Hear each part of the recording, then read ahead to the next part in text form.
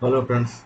आज मैं Brian Tracy द्वारा लिखी गई बुक आत्म अनुशासन की शक्ति का अध्याय 12 जिसका शीर्षक आत्म अनुशासन और धन है वो पढ़ रहा हूँ। महान लोगों की जीवनियाँ पढ़ने पर मैंने पाया कि उन्होंने सबसे पहले स्वयं पर विजय प्राप्त की। आत्म अनुशासन उनके लिए सबसे पहले स्थान पर था, ऐसा हैरी यस ट्रूमैन ने कहा।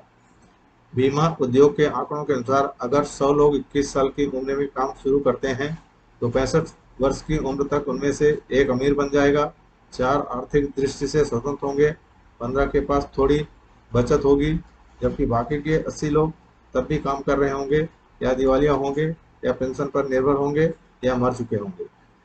आज अमेरिका के अधिकांश बेबी बूमर्स 70 साल की उम्र के बाद भी काम करने की योजना बना रहे हैं। ऐसा क्यों है? क्योंकि उनके पास इतना पैसा जमा नहीं है कि वे काम करना छोड़ सके। आत्मअनुशासन, आत्म विजय और आत्म नियंत्रण का अभाव ही जीवन में आर्थिक समस्याओं का मूल कारण है। अधिकांश लोगों में अल्पकालिक संतुष्टि का दमन करने की क्षमता नहीं होती है। उनकी तो यह आदत होती है कि वे जितना कमाते हैं वे सब खर्च कर देते हैं। यही नहीं, वे लोन और क्रेडिट कार्ड कर्ज लेकर कमाई से कहीं ज्यादा खर्च कर बैठते हैं। आज अमेरिका में बचत की दर इतनी कम है कि उससे आर्थिक स्वतंत्रता प्राप्त करना संभव नहीं है। जीवन भर नौकरी करने के बावजूद आम अमेरिकी परिवार की नेटवर्थ लगभग $8,000 है। लोग लगातार इस तरह खर्च करते हैं और उधार लेते हैं जैसे कल कभी आएगा ही नहीं। अच्छी बात यह है कि हम मानव जाति के इतिहास के सबसे समृद्ध युग में रह रहे हैं।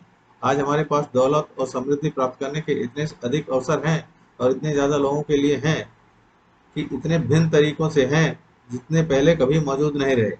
इस वक्त आर्थिक स्वतंत्रता प्राप्त करना जितना ज़्यादा संभव है उतना पहले कभी नहीं रहा, लेकिन इसके लिए आपको संकल्प लेना होगा और फिर अपने संकल्प के अनुसार काम करना होगा। आर्थिक असफलता के कारण अधिकांश वयस्कों की आर्थिक समस्याओं का मूलभूत कारण कम आमदनी नहीं है। अपनी पुस्तक द मिलियनेयर नेक्स्ट डोर में थॉमस स्टैनले और विलियम डैंको ने बताया है कि एक जैसे मकान में रहने वाले और समान पदों पर काम करने वाले दो परिवारों की आर्थिक स्थिति बिल्कुल भिन्न हो सकती है। 45-50 वर्ष की उम्र तक एक घर में रहने वाले दंपत तो आर्थिक रूप से स्वतंत्र हो जाएंगे, जबकि उनके ठीक पड़ोस में रहने वाले दूसरे दंपत गहरे कर्ज में डूबे होंगे और अपने क्रेडिट कार्ड्स के कर्ज का न्यूनतम भुगतान करने में भी मुश्किल महसूस करते होंगे। कहने का मतलब एक ही कंडीशन में भले हैं, लेकिन उनकी आर्थिक परिस्थिति दोनों की अलग अलग है। जाहिर है इसका कारण उनकी आमदनी नहीं है, क्योंकि आमदनी तो दोनों की समान है। वास्तविक कारण तो आत्मअनुशासन की कमी है और अल्पकालिक संतुष्टि का दमन करने की अक्षमता है। यह चारित्रिक कमजोरी आज समाज के अधिकांश वयस्कों में क्यों दिखती है? इसकी जड़ें बचपन तक जाती हैं। बचपन में जब आपको पैसा मिलता था या तो आप सबसे पहले उससे टॉफी खरीदने की सोचते थे। टॉफी मीठी होती है, टॉफी स्वादिष्ट होती है, टॉफी के शक्कर भरा बेहतरीन स्वाद आता है। बचपन में आपको टॉफी पसंद थी और आपका कभी इससे मन नहीं भरता था। इसका स्वाद इतना अच्छा होता है कि कई बच्चे तो तब तक टॉफी खाते रहते हैं जब तक कि बीमार ना हो जाए। बड़े होने के बाद भी आपको यही आदत कायम रही। मनोवैज्ञानिक इसे कंडीशंस रिस्पांस कहते हैं। जब भी आपको कहीं से भी पैसा मिलता है तो आप उसे किसी ऐसी चीज पर खर्च करना चाहते हैं जिससे आपको खुशी मिले, भले ही यह अल्पकालिक हो। मनचाही चीज के स्वाद की कल्पना करके मात्र से ही पाल्लों के कुत्ते की तरह ही आपकी भी जीभ लपलपाने लगती है और मानसिक लार गिरने लगती है।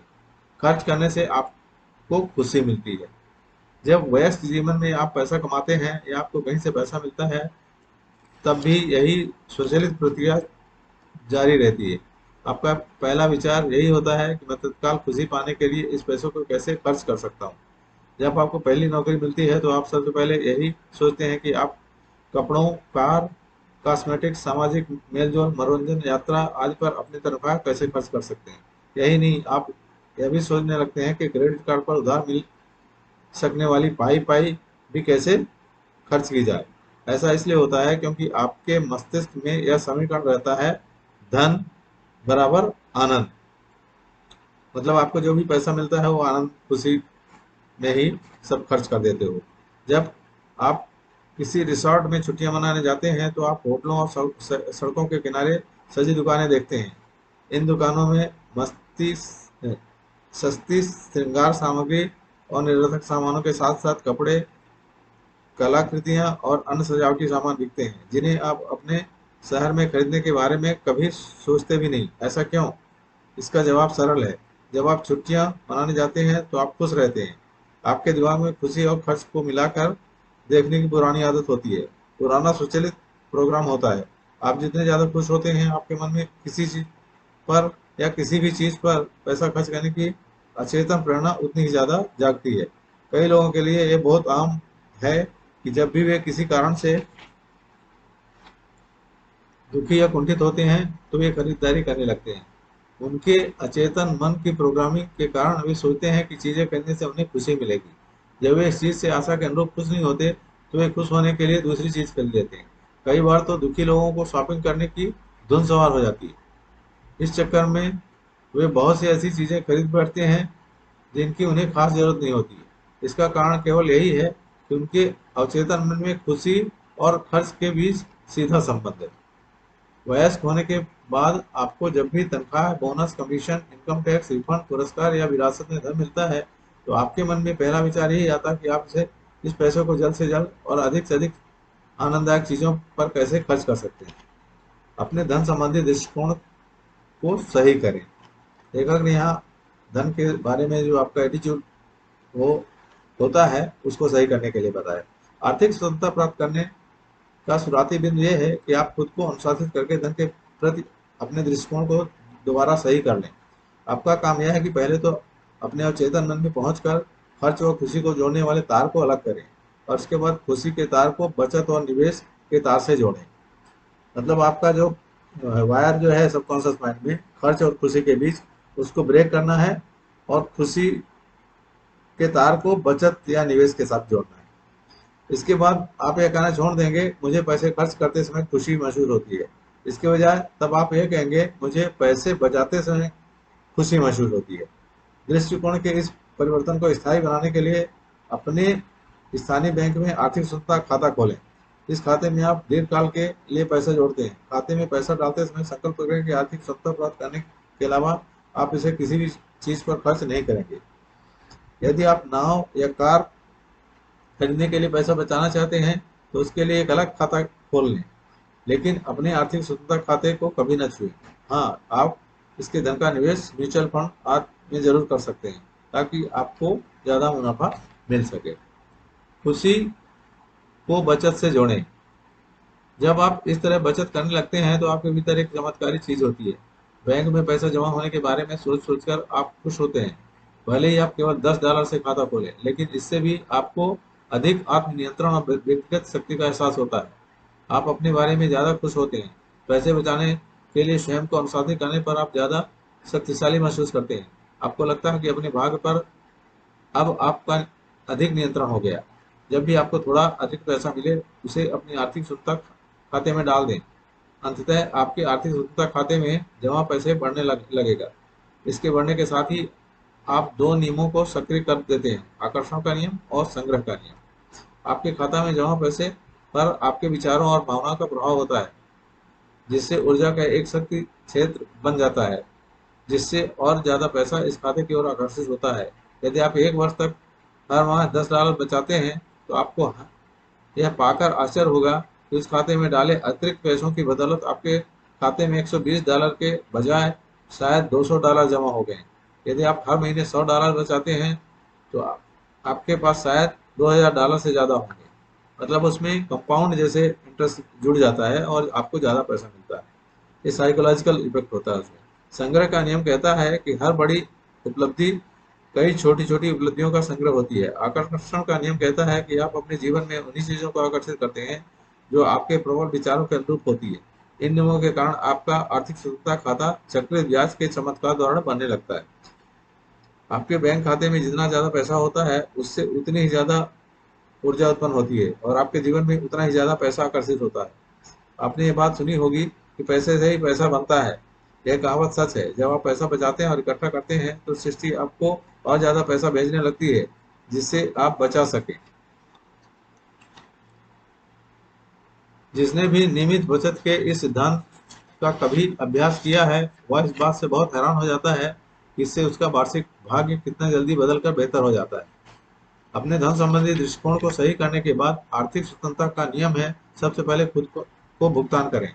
ज्यादातर लोग महीने भर के खर्च के बाद बची हुई धनराशि बचाते हैं, अगर कुछ बचे। बहरहाल कुंजी यह है कि सबसे पहले खुद को भुगतान करें। चाहे पैसा कितना भी मिले, कहीं से भी मिले, सबसे पहले खुद को भुगतान करें। यानी सबसे पहले अपने आर्थिक स्वतंत्रता खाते में पैसा डालो, जीवन भर बचत करें।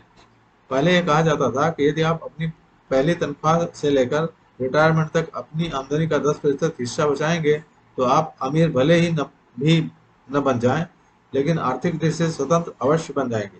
बहरहाल आज आर्थिक सलाहकारों की राय है कि अपने सभी आर्थिक लक्ष्यों को प्राप्त करने के लिए आपको अपनी आमदनी का 15 या 20% हिस्सा बचाना चाहिए। इससे कम बचत करने पर बुढ़ापे में पैसा खत्म होने की नौबत आ जाती है। जब हम लोगों को यह सलाह देते हैं कि उन्हें अपनी आमदनी का 10% हिस्सा बचाना चाहिए, तो वे इनकार में सिर हिलाने लगते हैं। अधिकांश लोग तो आज अपनी पूरी आमदनी उड़ा देते हैं, उनके पास बचत के नाम पर कुछ भी नहीं है। ज्यादातर लोग तो गहरे कर्ज में भी डूबे हुए हैं। अपनी आमदनी में से 10% बचाना, और यह भी सबसे पहले उन्हें असंभव नजर आता है, लेकिन ये एक उपाय है। 1% के फार्मूले पर चलें। आज ही से अपनी आमदनी के 1% हिस्से को बचाना और बची हुई 99% आमदनी में खर्च चलाना सीखें। यह काम आसानी से किया जा सकता है। यह धनराशि इतनी कम है कि आप ऐसा करने के बारे में सोच सकते हैं। हर महीने 1% बचाने के लिए बहुत कम आत्मनुशासन और इच्छा दमन की जरूरत होती है। यदि आप हर महीने $3000 कमा रहे हैं तो इसका 1% है $30 प्रति माह, यानी एक दिन में केवल $1। हर शाम को घर लौटकर अपनी दैनिक धनराशि किसी डिब्बे में डाल दें। महीने में एक बार अपनी सारी बचत को उस डिब्बे से निकालकर बैंक ले जाएं और उसे अपनी आर्थिक स्वतंत्रता खाते में डाल दें। यह बहुत छोटी शुरुआत लग सकती है, लेकिन याद रखें, 1000 मील लंबी यात्रा भी एक छोटे कदम से ही शुरू होती है। कुछ समय में आपको 99% आमदनी में आराम से जीने की आदत पड़ जाएगी। इस बिंदु पर अपनी बचत के प्रतिशत को बढ़ा लें। अब आप हर महीने अपनी 2% आमदनी बचाएं और बाकी की 98% आमदनी के हिसाब से अपनी जीवन शैली को ढालें। कुछ ही समय में आपको इसकी भी आदत पड़ जाएगी। अब आप पाएंगे कि आप 98% आमदनी में आसानी से गुजारा कर सकते हैं।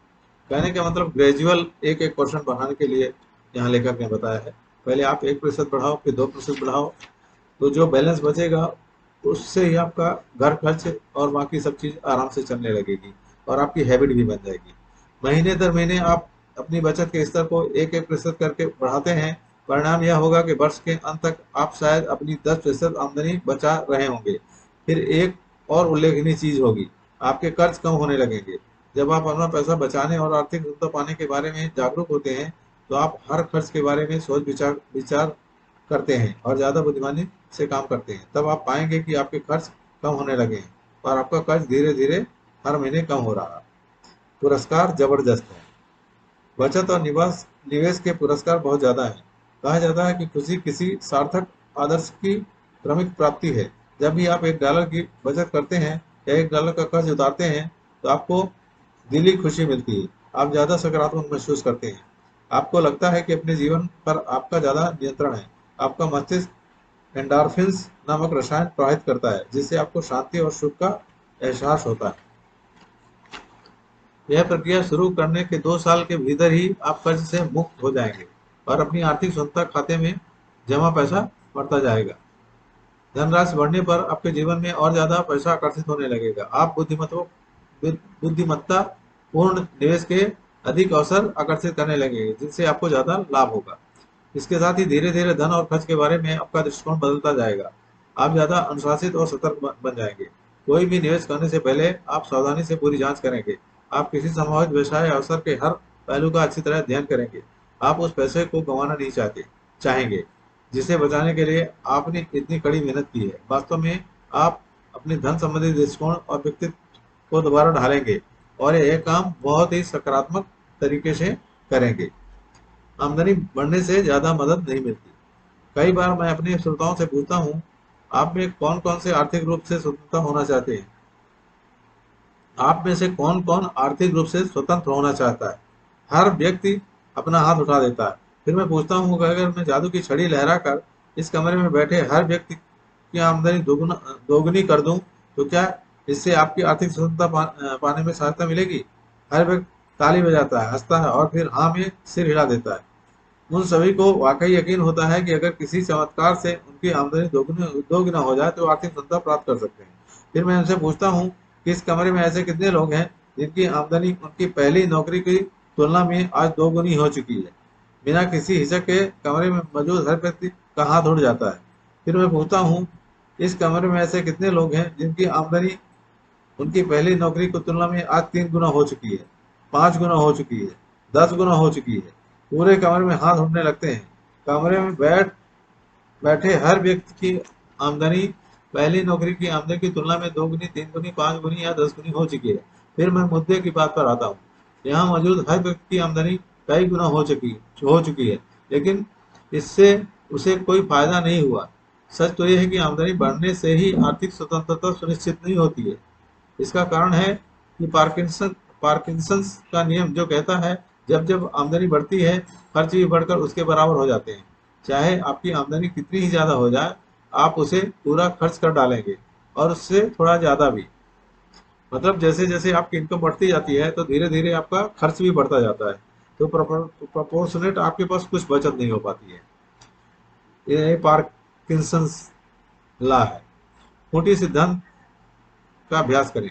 आर्थिक स्वतंत्रता प्राप्त करने का तरीका यह है कि आप पार्किंसन के नियम को तोड़ दें। इसके लिए आपको खूंटी सिद्धांत का आजीवन अभ्यास करना होगा। इसे करने का तरीका यह है कि भविष्य में जब भी आपकी आमदनी बढ़े तो आप अपनी बढ़ी हुई आमदनी और अपने बढ़े हुए खर्च के बीच एक खूंटी ठोक दें। बढ़े हुए पैसे को पूरा खर्च करने के बजाय ये संकल्प करके करें कि आप अपनी वृद्धि के 50% हिस्से को बचत में डाल देंगे। यदि आपकी आमदनी $100 प्रति माह बढ़ती है तो ये संकल्प करें कि आप हर महीने पहली तारीख को ही $50 बचाकर अपने आर्थिक स्वतंत्रता खाते में डाल देंगे।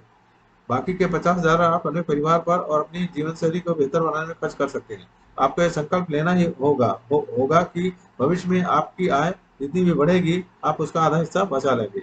जब आप खुद को सबसे पहले भुगतान करते हैं, अपनी आमदनी का 10% हिस्सा बचाते हैं और अपने पूरे करियर में अपनी बढ़ी हुई आय का 50% हिस्सा बचत खाते में डाल देते हैं, तो आप जल्दी ही आर्थिक स्वतंत्रता प्राप्त कर लेंगे। आपकी गिनती समाज के शीर्ष 5% अमीर लोगों में होने लगेगी। आपको दोबारा कभी पैसे की चिंता नहीं करनी पड़ेगी। चक्रवृद्धि ब्याज का चमत्कार। अल्बर्ट आइंस्टाइन ने कहा था, चक्रवृद्धि ब्याज सृष्टि की सबसे प्रबल शक्ति है। यदि 21 वर्ष से 65 वर्ष की उम्र तक आप हर महीने केवल $100 बचा लें और इसका निवेश किसी म्यूचुअल फंड या इंडेक्स फंड में करें जिसमें पैसा हर साल औसत 7 से 10% बढ़ता है, तो आपकी नेट वर्थ $10 लाख से अधिक हो जाएगी।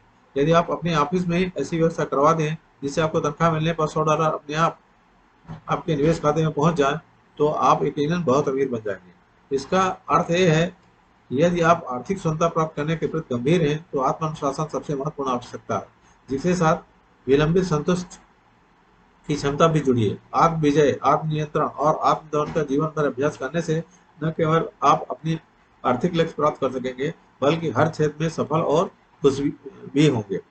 अगले अध्याय में हम एक बहुत ही महत्वपूर्ण विषय पर बात करेंगे जिस पर आपके पूरे जीवन का दारोमदार होता है। आप सीखेंगे कि अपने समय का सही उपयोग करके आप कितना कुछ प्राप्त कर सकते हैं। जीवन की शुरुआत में हम सभी के पास बहुत सा समय, बहुत कम धन होता है। अपने वयस्क वर्षों में आप अपने समय का कैसा उपयोग करते हैं, उसी से आपके जीवन की गुणवत्ता काफी हद तक तय होती है। तो दोस्तों, यहाँ अपना चैप्टर पूरा होता है। अगला चैप्टर हम अगले दिन लेंगे। उसका शीर्षक है आत्मअनुशासन और समय प्रबंधन। थैंक यू दोस्तों।